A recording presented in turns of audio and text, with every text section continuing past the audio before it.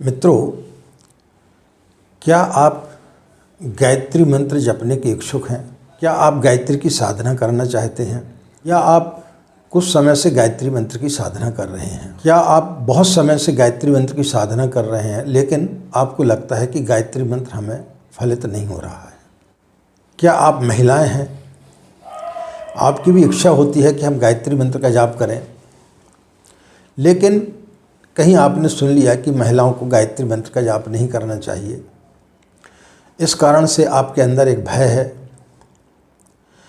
क्या आपने ब्राह्मण कुल में जन्म नहीं लिया है, अन्य किसी जाति विशेष में हैं आप, लेकिन आपकी इच्छा है कि हम गायत्री मंत्र का जाप करें, तो आप गायत्री मंत्र जपने के इच्छुक हैं। बहुत लोगों की जो गायत्री की साधना करते हैं उन्हें ऐसा लगता है कि गायत्री मंत्र जो है हम 21 दिन जप लेंगे या 15 दिन जप लेंगे और हमारी मनोकामना पूर्ण हो जाएगी। क्या आपके मन में इस प्रकार के विचार आते हैं और यही सोच करके आप गायत्री मंत्र का जाप कर रहे हैं?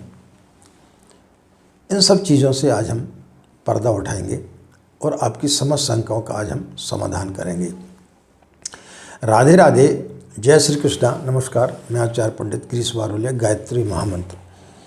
ओम भूर्भुवः स्वाहा तत्सवितुर्वरेण्यं भर्गो देवस्य धीमहि धियो यो नः प्रचोदयात्। अखण्डमण्डलाकारं व्याप्तं येन चराचरं तत्पदं दर्शितं येन तस्मै श्रीगुरवे नमः। तस्मै श्रीगुरवे नमः। मित्रों, हम अपनी बात को प्रारंभ करें उसके पहले एक प्रसंग के माध्यम से हम अपनी बात को रखेंगे तो आपके लिए समझने में ज़्यादा हितकर होगी। एक गांव जहां पर लगभग 2000 के आसपास जनसंख्या थी, वहां पर एक सद्गुरु का आगमन हुआ। बहुत प्रसिद्ध थे।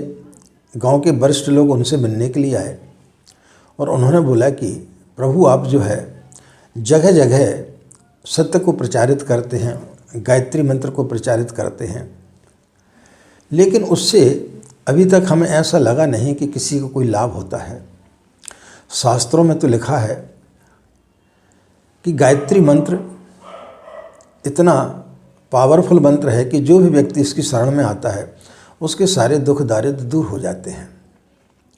शास्त्रों में इस प्रकार का भी वर्णन है कि यदि कभी सृष्टि में प्रलय आ जाए और सारी चीज़ें नष्ट हो जाए, वेद पुराण जितने भी हमारे लिखे हुए हैं वो सारे के सारे नष्ट हो जाए, लेकिन एक गायत्री मंत्र अकेले जीवित रहे, तो पुनः उन वेदों को, उन उपनिषदों को फिर से पुनर्जीवित किया जा सकता है।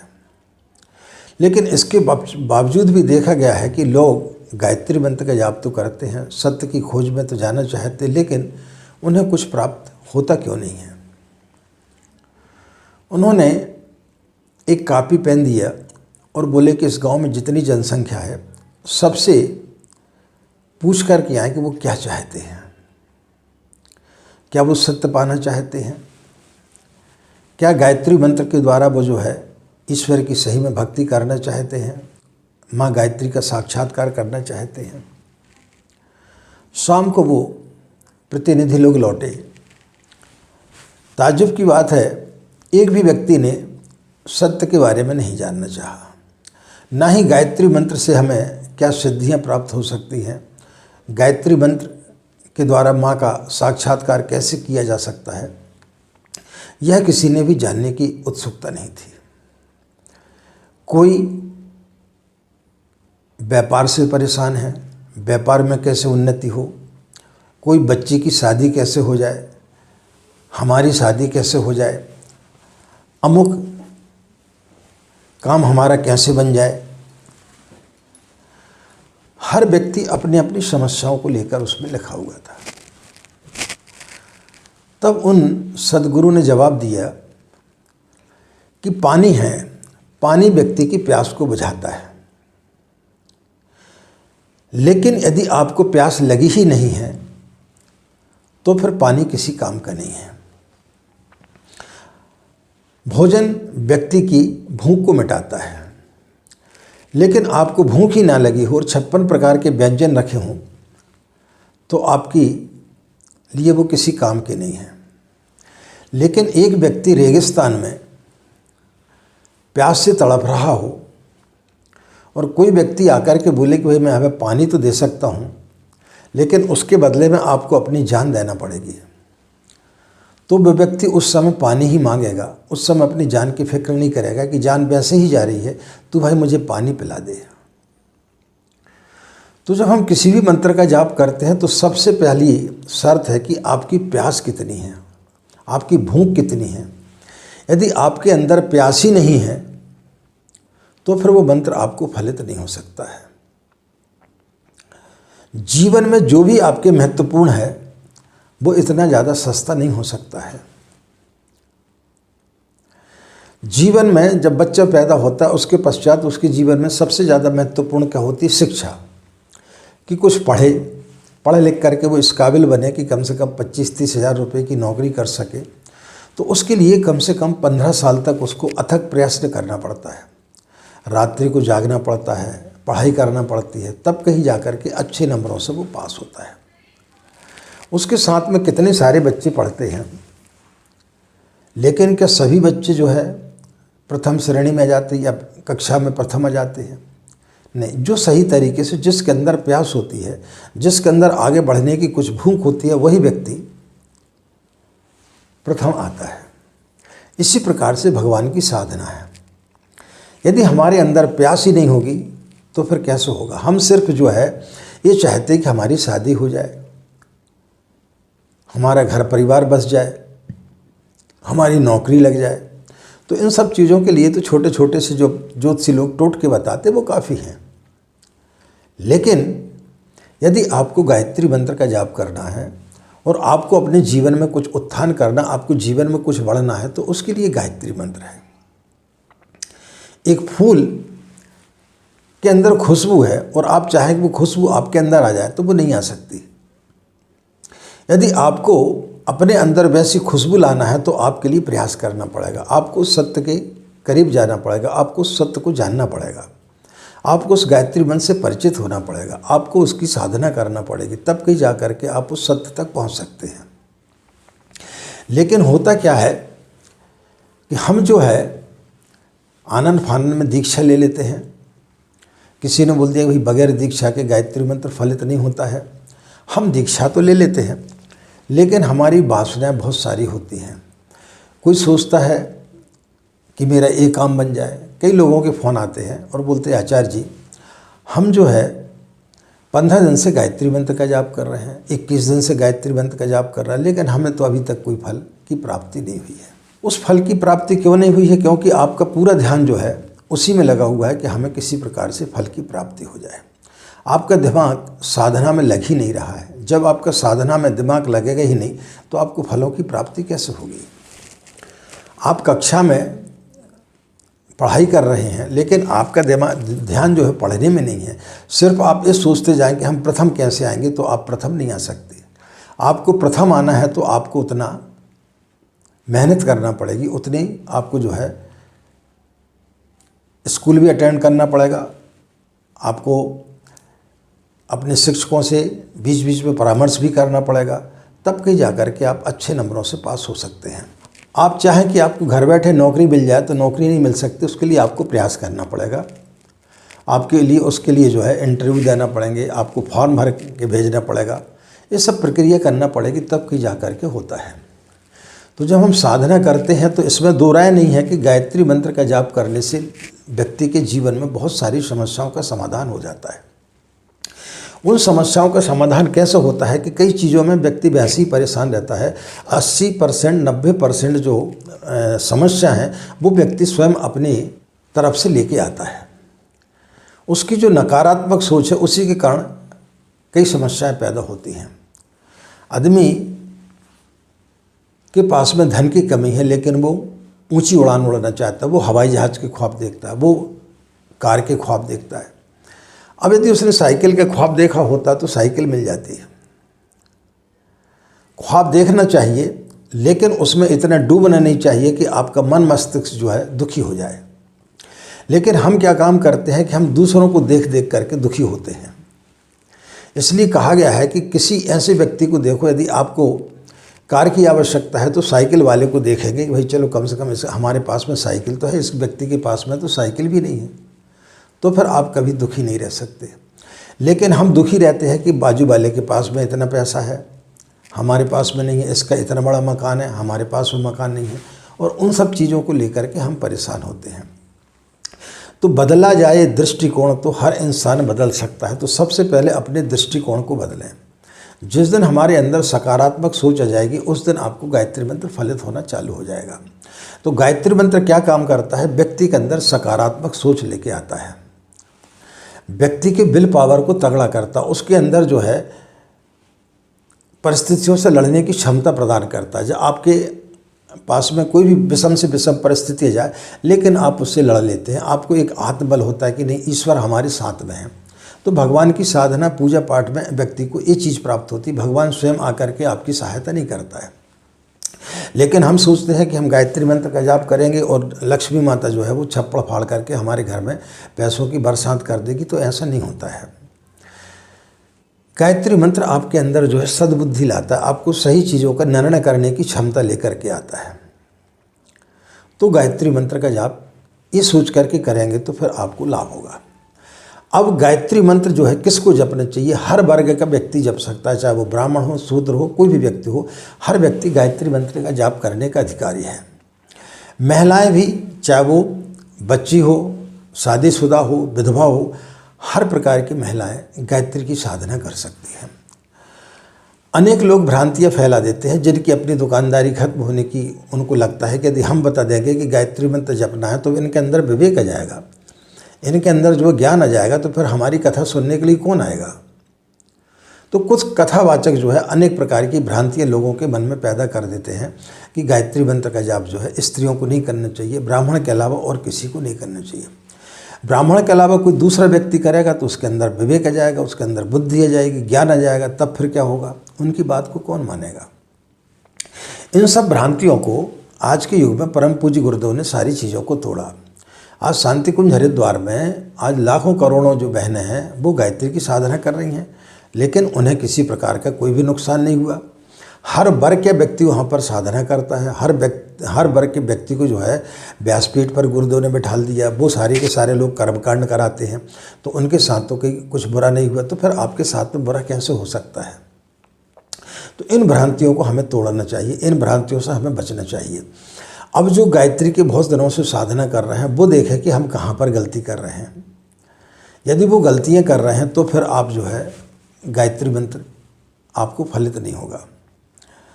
परम पूज्य गुरुदेव ने उन्होंने लिखा कि हम 3 जन्मों तक जो है हमने तपस्या की, तब इस जन्म में आकर के उनको गायत्री मंत्र सिद्ध हुआ। और उन्होंने इस जन्म में भी 24 लाख के 24 पुरुष चरण किए। बहुत सारे लोगों ने 24 लाख के पुरुष चरण किए होंगे 24, लेकिन उन्होंने जनमानस में अपनी शक्ति को खपाया, उन्होंने लोगों के उत्थान के लिए काम किया, तो वो गायत्री मंत्र उनके लिए फ़ायदेजनक हुआ। लोग अपने निस्वार्थ के लिए करते हैं, उनके लिए फ़ायदा नहीं होता है। तो जिस व्यक्ति के अंदर संतोष आ जाता है तो फिर उसके लिए सारी चीज़ें समाप्त हो जाती हैं। तो सबसे पहली चीज़ है कि आपके अंदर संतोष आना चाहिए। तो गायत्री मंत्र का जाप आप चालू कर रहे हैं तो आपको सबसे पहले जो है 24 मंत्र से 1 माला से या उसके बाद में 3 माला से आपको जो है प्रारंभ करना चाहिए। जिन व्यक्तियों ने गायत्री मंत्र कभी जपा नहीं है और वो दीक्षा लेते साथ बोलते हैं हमें 24 लाख का पुरुष चरण करना, 24 लाख का पुरुष चरण होता क्या है पहले इसको समझें। आप 1 माला जाप करने के लिए 10 बार फ़ोन करते कि गुरुजी हमारी ब्रह्म मुहूर्त में सो करके नींद नहीं खुलती है, तो वो 1 पुरुष चरण कैसे कर सकते हैं? छोटे से बच्चे को जो 6 महीने का हुआ है आपने उसका अन्नप्राशन संस्कार किया और उसी दिन आप उसको जो है सब्जी पूड़ी खीर सब कुछ खिला देंगे तो क्या होगा? उसका पेट खराब हो जाएगा या फिर उसकी जान पे बनाएगी। धीरे धीरे उसके जो है डाइट को बढ़ाया जाता है। इसी प्रकार से जब आप नए साधक होते हैं तो आपको अपनी जो है साधना को धीरे धीरे बढ़ाना चाहिए। एकदम से जो है आपको लोभ नहीं करना चाहिए कि हम इतने मंत्र का जाप कर लेंगे तो हमारी साधना बड़े जल्दी फलित हो जाएगी, हमें हमारी मनोकामना बड़े जल्दी पूर्ण हो जाएगी। ऐसा नहीं होता है। आप 1 माला का जाप करें या 1000 माला का जाप करें, उतना ही आपको फल मिलेगा जब तक आपका मन लगा है। आपका 1 माला के बाद मन नहीं लगा तो बाकी माला आप करते रहें, उसमें किसी प्रकार का कोई भी फर्क नहीं पड़ने वाला है। आपसे यदि कोई व्यक्ति मिलने के लिए आया है, आप उससे बातचीत कर रहे हैं, जब तक वो आपकी बातचीत में जो है इंटरेस्ट ले रहा है तब तक तो ठीक है। और जिस समय उसने इंटरेस्ट लेना बंद कर दिया, उसके बाद थोड़ी देर बाद आप पूछेंगे कि हमने क्या बोला, तो वो आपको जवाब नहीं दे पाएगा, क्योंकि उसका ध्यान दूसरी जगह था। इसलिए गायत्री साधना करते समय व्यक्ति को जल्दबाजी नहीं करना चाहिए। व्यक्ति को जो है 24 मंत्र से 1 माला पे आना चाहिए, 1 माला से 3 माला पे आना चाहिए, और उसको समय देखना चाहिए। 1 माला जाप करने में 5 से 7 मिनट का समय नए व्यक्ति को लगना चाहिए। जिनको 1-1 घंटे का समय लगता है, आधा घंटे का समय लगता है, किसी को 15 मिनट का समय लगता है, वो पुरुषचरण या 24,000 के बारे में उन्हें नहीं सोचना चाहिए। पहले अपनी जो है गति को सही करें। जिस दिन आपको 5 मिनट का समय 1 माला का जाप करने में लगने लगे, उस समय आप जो है लघु अनुष्ठान से प्रारंभ करें कि लघु अनुष्ठान करें। उसके बाद जब आपको उसकी आदत पड़ जाए तो फिर 1.25 लाख का अनुष्ठान करें। दैनिक साधना में किसी प्रकार की कोई भी जो है आपको नियम कानून कायदे अपनाने की आवश्यकता नहीं पड़ती है। हाँ, उनको जो लोग 24,000 का या 1.25 लाख का अनुष्ठान करते हैं, उनके लिए फिर सारे नियम कानून कायदे लगते हैं, जिसके बारे में हमने बहुत सारे वीडियो डाले हुए हैं। तो मित्रों, गायत्री की साधना करें, और गायत्री की साधना से हर व्यक्ति को कुछ ना कुछ लाभ जरूर होता है, लेकिन समय लगता है। भगवान की साधना जब हम करते तो उसमें समय लगता है। 1988 में पूज्य गुरुदेव ने हमें आशीर्वाद दिया था, और उसके पश्चात में हमने जो है 9 पुरुषचरण किए पूज्य गुरुदेव के सूक्ष्म संरक्षण में, और लगभग 185 हमने जो है 1.25 लाख के अनुष्ठान किए, और 25 साल तक पूरे दोनों नवरात्रियों में हम मौन रहते थे और 5 दिन तक पानी भी नहीं पीते थे। इतनी कठोर साधना के बाद में, आज 40 साल की साधना के बाद में, आज हमें वो चीज़ मिली है कि हम आप लोगों से बातचीत कर पा रहे हैं, और हम जब आप लोगों से बातचीत करते हैं तो उसका आप लाभ उठाते हैं, और हमारी बात आपके पास तक सही तरीके से पहुंचती है। तो यह शक्ति हमें 40 साल लग गए एकत्रित करने में। अब हम यदि ये सोचने लगे कि हमने इतनी साधना की, हमें कहीं महामंडलेश्वर बन जाना चाहिए था, हमारे पास में इतनी गाड़ियाँ होनी चाहिए थी, हम आँख बंद करो और हमारे पास में सब कुछ आ जाए, तो फिर हम जो है दुखी होना प्रारंभ कर देंगे। तो ईश्वर व्यक्ति को उतना ही देता है जितना उसको ज़रूरत है। जितना भगवान आपसे काम कराना चाहता है, उतनी ही शक्तियाँ आपको प्रदान की जाती हैं, ताकि आप उनका दुरुपयोग ना कर सकें। बहनें जो है निसंकोच होकर के गायत्री की साधना करें, जैसी बन पड़ती है वैसी साधना करें। जिनको समय नहीं मिलता है वो एक समय निर्धारित कर लें कि सुबह आपको 10 बजे 11 बजे जब भी समय मिलता है उस समय आप साधना करें, लेकिन उस समय आप संकल्प ले लें कि जब तक आप स्नान आदि करने के पश्चात में 1 माला गायत्री मंत्र का जाप नहीं कर लेंगी, तब तक आप चाय नहीं पिएंगी या पानी नहीं पिएंगे। इस प्रकार का आप संकल्प लेकर के फिर आप साधना करेंगे तो निश्चित रूप से आपकी साधना फलित होगी। इसी प्रकार से जो भाई ब्रह्म मुहूर्त में सो करके नहीं उठ सकते, एक तो ब्रह्म मुहूर्त में सोकर उठने में किसी प्रकार की कोई भी तकलीफ नहीं होनी चाहिए, क्योंकि वह समय सिर्फ और सिर्फ आपका होता है। कई लोगों का फ़ोन आता है कि आचार्य जी हम ब्रह्म मुहूर्त में सोकर नहीं उठ पाते। क्यों नहीं उठ पाते? ये आपकी अपनी समस्या है, यह ईश्वर की समस्या नहीं है। तो आपको जो है यदि कुछ पाना है तो आपको कुछ करना पड़ेगा, और नहीं करोगे तो फिर आपके लिए कोई चीज़ इतनी जल्दी हासिल नहीं होगी। आप चीज़ चाहते भी हैं कि हमें बहुत सारी सिद्धियां प्राप्त हो जाएं, लेकिन आप ब्रह्म मुहूर्त में सोकर नहीं उठ सकते, आप माला का जाप सही तरीके से नहीं कर सकते, तो फिर आप जो है उन चीज़ों के हकदार नहीं बन सकते हैं। तो साधना करते समय कई प्रकार की भ्रांतियाँ मन में हो जाती है। कभी दीपक बुझ जाता है तो कभी हम साधना नहीं कर पाते हैं, कभी 3 माला की जगह 1 ही माला का जाप कर लेते। ऐसे कई लोगों के फ़ोन आते हैं, आचार्य जी अब हम क्या करें, आज हमारा तो जो है 3 माला की जगह 1 ही माला का जाप किया, क्या हमें पाप लग जाएगा? क्यों पाप लगेगा? ईश्वर ये सब चीज़ों का, ईश्वर जो है आदमी की गलतियों का लेखा जोखा नहीं रखता है। ईश्वर यह देखता है कि हमने जो तुम्हें समय दिया था वो समय आप हमारे पास में कितनी देर तक बैठे, आपने वो समय हमें कितना दिया। तो यदि आपने सही समय दिया है तो फिर आपके लिए कोई मायने नहीं रखता कि आपने 3 माला का जाप करना था, 1 ही माला का जाप किया। इस सब भ्रांतियों में व्यक्ति को नहीं पड़ना चाहिए। ये सब चीज़ों से जो है हमारे अंदर नकारात्मक विचार आते हैं। सकारात्मक विचार रखें, हाँ अपने जानते हुए यदि आपकी नींद खुल गई है लेकिन इसके पश्चात भी आप जो है साधना नहीं कर रहे हैं तो वो चीज़ एक अलग होती है। लेकिन किसी कारणवश संयोग बस ऐसा हुआ कि आपकी नींद नहीं खुल पाई और आप साधना नहीं कर पाए, तो उसमें कोई भगवान आपसे रुष्ट नहीं होता। भगवान कभी नाराज़ किसी व्यक्ति के ऊपर नहीं होता है। जब साधारण व्यक्ति नाराज़ नहीं होता तो भगवान है, वो कैसे नाराज़ हो सकता है। तो इस प्रकार की भ्रांतियाँ मन में नहीं पालना चाहिए और गायत्री की साधना आप निरंतर करें, कहीं कोई दिक्कत नहीं है। आपकी समस्त समस्याओं का आपको समाधान मिलेगा। लेकिन समाधान कैसे मिलता है? आपके अंदर सकारात्मक जो सोच आती है वो आपके समाधान खोजती है और उन समाधानों से आपकी समस्याओं का समाधान होते हुए चला जाता है। तो ये सोचें कि गायत्री मंत्र जो है सर्वश्रेष्ठ मंत्र है और बहुत ही जो है उपयोगी चीज़ है, इसलिए इतनी सस्ती नहीं है। आप सोचें कि बहुत सस्ती है, तो जीवन में जो भी चीज़ उपयोगी होती है वो कभी भी सस्ती नहीं होती है। इस चीज़ को यदि आप गांठ बांध लेंगे तो फिर आप गायत्री मंत्र का निश्चित रूप से लाभ उठा पाएंगे। आशा मित्रों, यह जानकारी आपके लिए अच्छी लगी होगी। इन्हीं कामनाओं के साथ में आपका दिन मंगलमय हो, आप लोग खुश रहें, मस्त रहें। माँ गायत्री एवं पूज्य गुरुदेव की असीम कृपा इसी प्रकार आप लोग पर बनी रहे। आज की बात यहीं समाप्त करते हैं। आप सभी के अंदर बैठे परमात्मा को हमारा प्रणाम, हमें आज्ञा दें। नमस्कार, ओम शांति।